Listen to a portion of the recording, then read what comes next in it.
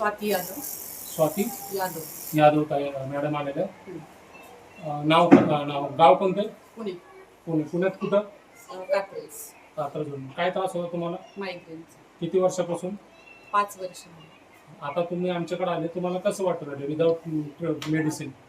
आता पहिलीच वेळ आहे माझी, तर मला आज बऱ्यापैकी रिझल्ट वाटतो. हलकं झालं डोकं?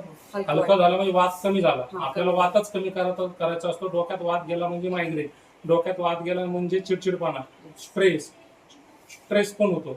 आणि स्ट्रेसमुळंच BP, sugar, thyroid, cancer, PCOD सगळे स्ट्रेसमुळे आजार होतात. कॅन्सरमध्ये पण 3 प्रकार आहेत: ओरल, ब्रेस्ट, सर्वायकल. हे नॉन कम्युनिकेबल डिसीज वाढतात फक्त एका आजार, फक्त स्ट्रेसमुळे.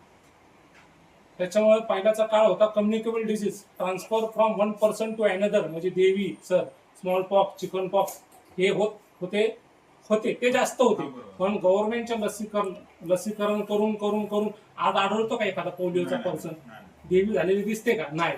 मग आपलं म्हणजे दिनचर्या, बैठक म्हणा, व्यायाम नसणं, खानपान व्यवस्थित नसणं, चिडचिडपणा, याच्यामुळे 5 आजार वाढले. म्हणून लोकांना cardiovascular disease, heart attack, BP, sugar, thyroid हे सगळे वाताचे आजार वाढले.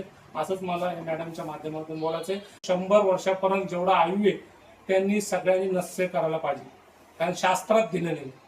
वाग्भट संहितामध्ये, नासा ही शिरोधारण, डोकं शांत, मेमरी वाढते, ब्रेन पॉवर वाढते, मेमरीची स्मरणशक्ती वाढते, आठवणीत राहते. सरांकडून ट्रीटमेंट करून घ्या. मायग्रेनसाठी खरंच खूप फायदेशीर आहे. आयुर्वेदिक करतो. थँक्यू.